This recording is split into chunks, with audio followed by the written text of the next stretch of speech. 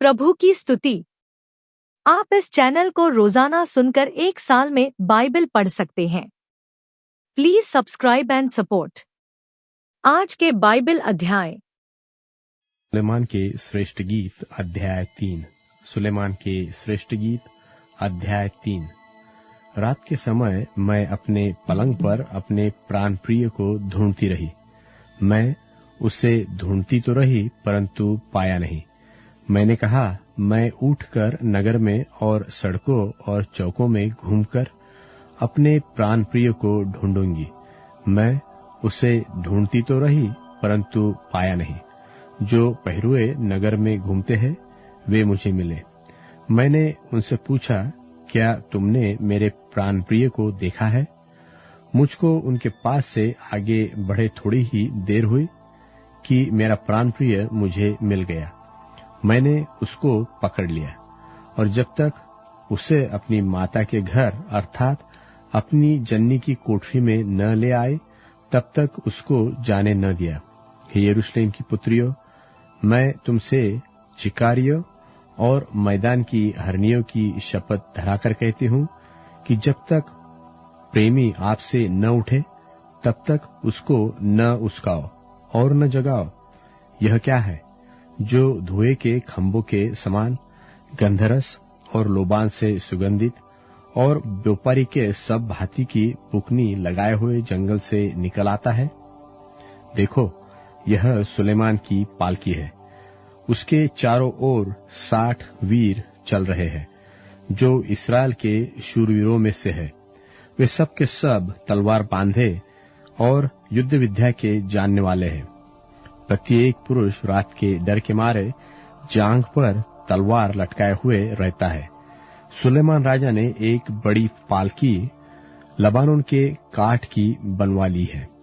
उसने उसके खंभे चांदी के, उसका सिरहाना सोने का और गद्दी अर्गवानी रंग की बनवाई है। और उसके बीच का स्थान यरूशलेम की पुत्रियों की ओर से प्रेम से जड़ा गया है।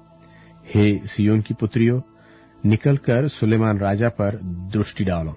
देखो, वह वही मुकुट पहने हुए है जिसे उसकी माता ने उसके विवाह के दिन और उसके मन के आनंद के दिन उसके सिर पर रखा।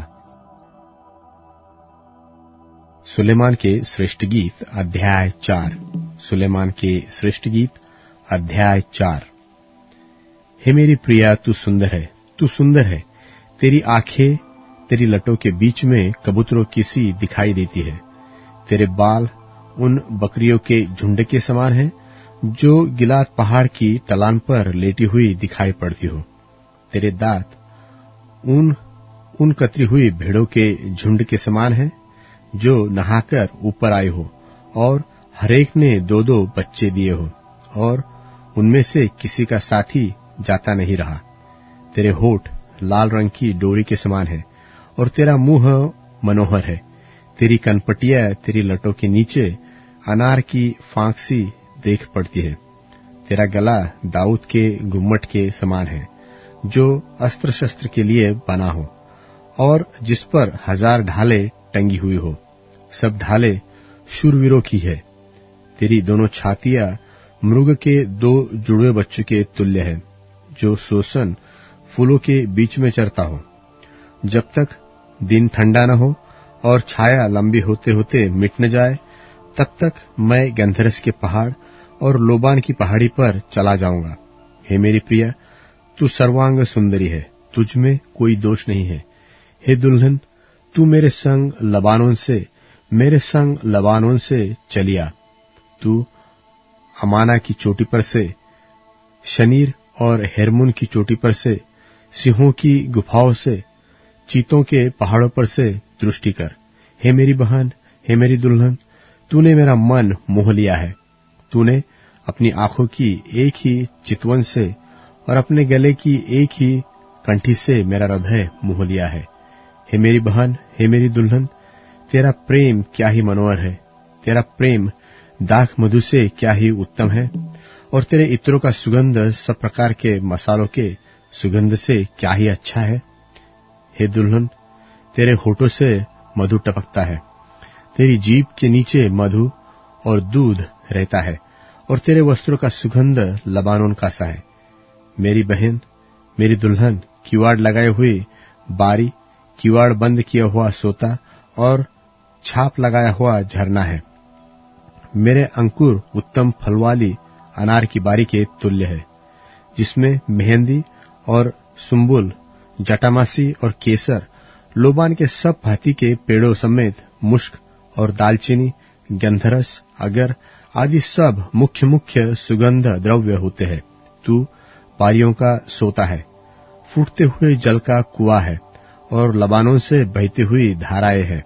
हे उत्तर वायु, जाग, और हे दक्षिण वायु, चलिया, मेरी बारी पर बहो, जिससे उसका सुगंध फैले और मेरा प्रेमी अपनी बारी में आकर अपने उत्तम उत्तम फल खाए। रोमियो के नाम पौलुस प्रेरित की पत्री 15वां अध्याय। निदान हम बलवानों को चाहिए कि निर्बलों की निर्बलताओं को सहें, न कि अपने आप को प्रसन्न करें। हम में से हर एक अपने पड़ोसी को उसकी भलाई के लिए सुधारने के निमित्त प्रसन्न करे, क्योंकि मसीह ने अपने आप को प्रसन्न नहीं किया, पर जैसा लिखा है कि तेरे निंदकों की निंदा मुझ पर आ पड़ी। जितनी बातें पहले से लिखी गईं, वे हमारी ही शिक्षा के लिए लिखी गई हैं, कि हम धीरज और पवित्र शास्त्र की शांति के द्वारा आशा रखें। और धीरज और शांति का दाता परमेश्वर तुम्हें यह वरदान दे कि मसीह यीशु के अनुसार आपस में एक मन रहो, ताकि तुम एक मन और एक मुंह होकर हमारे प्रभु यीशु मसीह के पिता परमेश्वर की बड़ाई करो। इसलिए जैसा मसीह ने भी परमेश्वर की महिमा के लिए तुम्हें ग्रहण किया है, वैसे ही तुम भी एक दूसरे को ग्रहण करो। मैं कहता हूं कि जो प्रतिज्ञाएं बाप दादों को दी गई थीं, उन्हें दृढ़ करने के लिए मसीह परमेश्वर की सच्चाई का प्रमाण देने के लिए खतना किए हुए लोगों का सेवक बना, और अन्य जाति भी दया के कारण परमेश्वर की बड़ाई करें। जैसा लिखा है कि इसलिए मैं जाति जाति में तेरा धन्यवाद करूंगा और तेरे नाम के भजन गाऊंगा। फिर कहा है, हे जाति जाति के सब लोगों, उसकी प्रजा के साथ आनंद करो। और फिर हे जाति जाति के सब लोगों, प्रभु की स्तुति करो। और हे राज्य राज्य के सब लोगों, उसे सराहो। और फिर यशायाह कहता है कि यिशै की एक जड़ प्रकट होगी और अन्य जातियों का हाकिम होने के लिए एक उठेगा, उस पर अन्य जातियां आशा रखेंगी।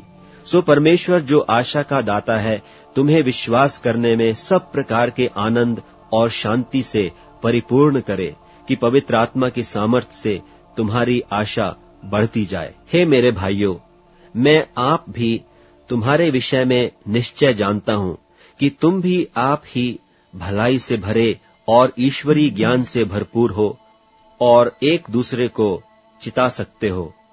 तो भी मैंने कहीं कहीं याद दिलाने के लिए तुम्हें जो बहुत हियाव करके लिखा, यह उस अनुग्रह के कारण हुआ जो परमेश्वर ने मुझे दिया है, कि मैं अन्य जातियों के लिए मसीह यीशु का सेवक होकर परमेश्वर के सुसमाचार की सेवा याजक की नाई करूं, जिससे अन्य जातियों का मानो चढ़ाया जाना पवित्र आत्मा से पवित्र बनकर ग्रहण किया जाए। सो उन बातों के विषय में जो परमेश्वर से संबंध रखती हैं, मैं मसीह यीशु में बड़ाई कर सकता हूं, क्योंकि उन बातों को छोड़ मुझे और किसी बात के विषय में कहने का हियाव नहीं, जो मसीह ने अन्य जातियों की अधीनता के लिए वचन और कर्म और चिन्हों और अद्भुत कामों की सामर्थ्य से और पवित्र आत्मा की सामर्थ्य से मेरे ही द्वारा किए। यहां तक कि मैंने यरूशलेम से लेकर चारों ओर इल्लुरिकुम तक मसीह के सुसमाचार का पूरा पूरा प्रचार किया। पर मेरे मन की उमंग यह है कि जहां जहां मसीह का नाम नहीं लिया गया, वहीं सुसमाचार सुनाऊं। ऐसा न हो कि दूसरे की नेव पर घर बनाऊं, परंतु जैसा लिखा है वैसा ही हो, कि जिन्हें उसका सुसमाचार नहीं पहुंचा वे ही देखेंगे, और जिन्होंने नहीं सुना वे ही समझेंगे। इसीलिए मैं तुम्हारे पास आने से बार बार रुका रहा, परंतु अब मुझे इन देशों में और जगह नहीं रही, और बहुत वर्षों से मुझे तुम्हारे पास आने की लालसा है। इसलिए जब इस्पानिया को जाऊंगा तो तुम्हारे पास होता हुआ जाऊंगा, क्योंकि मुझे आशा है कि उस यात्रा में तुमसे भेंट करूं, और जब तुम्हारी संगति से मेरा जी कुछ भर जाए तो तुम मुझे कुछ दूर आगे पहुंचा दो। परंतु अभी तो पवित्र लोगों की सेवा करने के लिए यरूशलेम को जाता हूं, क्योंकि मकिदुनिया और अखिया के लोगों को यह अच्छा लगा कि यरूशलेम के पवित्र लोगों के कंगालों के लिए कुछ चंदा करें।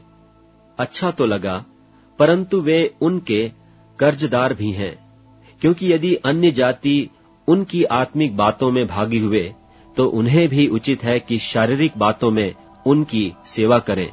सो मैं यह काम पूरा करके और उनको यह चंदा सौंपकर तुम्हारे पास होता हुआ इस्पानिया को जाऊंगा, और मैं जानता हूं कि जब मैं तुम्हारे पास आऊंगा तो मसीह की पूरी आशीष के साथ आऊंगा।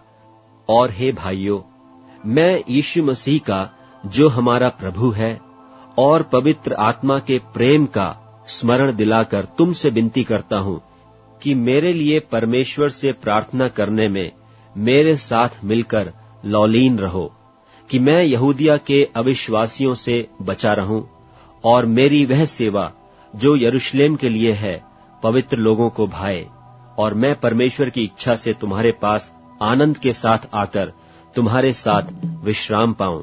शांति का परमेश्वर तुम सबके साथ रहे। आमीन। रोमियों के नाम पौलुस प्रेरित की पत्री, 16वां अध्याय।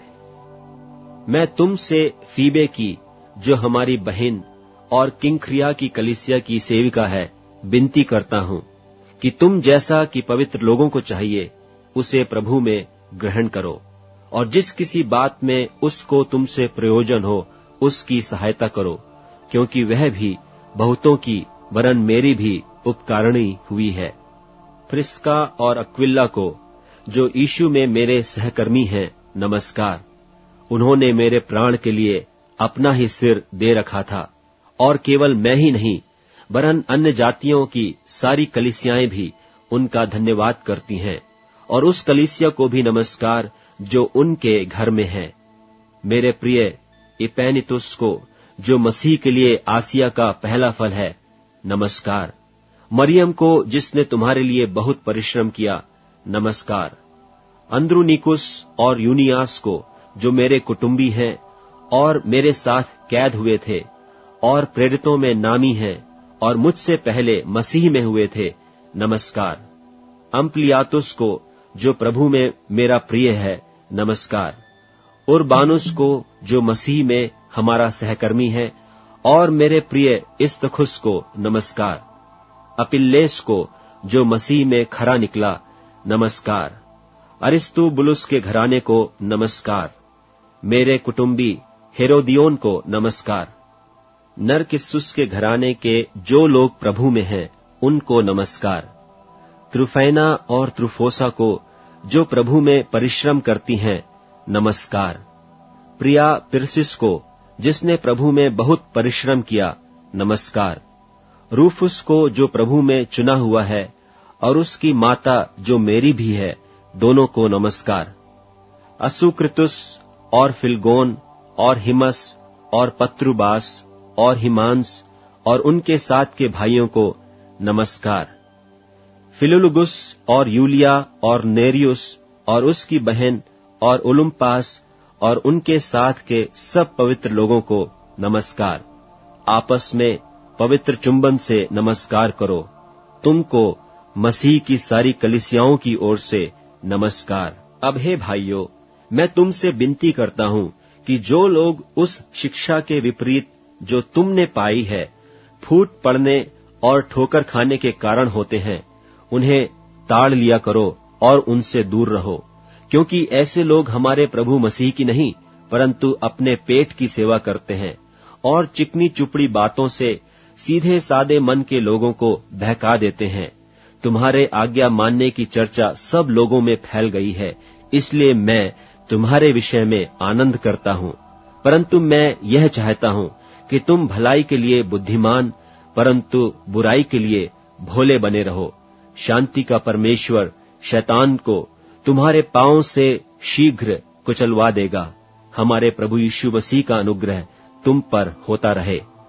तिमुथियुस, मेरे सहकर्मी का और लूकियुस और यासोन और सोसी पत्रुस मेरे कुटुंबियों का तुमको नमस्कार। मुझ पत्री के लिखने वाले तिर्तियुस का प्रभु में तुमको नमस्कार। गयुस का जो मेरी और कलीसिया का पाहुनाई करने वाला है उसका तुम्हें नमस्कार। इरास्तुस जो नगर का भंडारी है और भाई क्वार्तुस का तुमको नमस्कार। अब जो तुमको मेरे सुसमाचार अर्थात यीशु मसीह के विषय के प्रचार के अनुसार स्थिर कर सकता है, उस भेद के प्रकाश के अनुसार जो सनातन से छिपा रहा परंतु अब प्रकट होकर सनातन परमेश्वर की आज्ञा से भविष्यद्वक्ताओं की पुस्तकों के द्वारा सब जातियों को बताया गया है कि वे विश्वास से आज्ञा मानने वाले हो जाएं, उसी अद्वैत बुद्धिमान परमेश्वर की यीशु मसीह के द्वारा युगानुयुग महिमा होती रहे। आमीन। भजन संहिता अध्याय 57। भजन संहिता अध्याय 57। हे परमेश्वर, मुझ पर अनुग्रह कर, मुझ पर अनुग्रह कर, क्योंकि मैं तेरा शरणागत हूँ, और जब तक ये आपत्तियां निकल न जाए तब तक मैं तेरे पंखों के तले शरण लिए रहूंगा। मैं परम प्रधान परमेश्वर को पुकारूंगा, परमेश्वर को जो मेरे लिए सब कुछ सिद्ध करता है। परमेश्वर स्वर्ग से भेजकर मुझे बचा लेगा। जब मेरा निगलने वाला निंदा कर रहा हो, तब परमेश्वर अपनी करुणा और सच्चाई प्रकट करेगा। मेरा प्राण सिंहों के बीच में है, मुझे जलते हुओं के बीच में लेटना पड़ता है, अर्थात ऐसे मनुष्यों के बीच में जिनके दांत बर्छी और तीर है और जिनकी जीभ तेज तलवार है। हे परमेश्वर, तू स्वर्ग के ऊपर अति महान और तेजोमय है। तेरी महिमा सारी पृथ्वी के ऊपर फैल जाए। उन्होंने मेरे पैरों के लिए जाल लगाया है, मेरा प्राण ढला जाता है। उन्होंने मेरे आगे गड्ढा खोदा है, वह आप ही उसमें गिरे। हे परमेश्वर, मेरा मन स्थिर है, मेरा मन स्थिर है। मैं गाऊंगा वरन भजन कीर्तन करूंगा। हे मेरी आत्मा जाग जा, हे सारंगी और वीणा जाग जाओ। मैं भी पह फटते ही उठ जाऊंगा। हे प्रभु, मैं देश के लोगों के बीच तेरा धन्यवाद करूंगा। मैं राज्य राज्य के लोगों के बीच तेरा भजन गाऊंगा, क्योंकि तेरी करुणा इतनी बड़ी है कि स्वर्ग तक और तेरी सच्चाई आकाश मंडल तक पहुंचती है। हे परमेश्वर, तू स्वर्ग के ऊपर अति महान है, तेरी महिमा सारी पृथ्वी के ऊपर फैल जाए। अब Amazon music, tune in, Spotify और YouTube म्यूजिक में उपलब्ध है। Please follow it.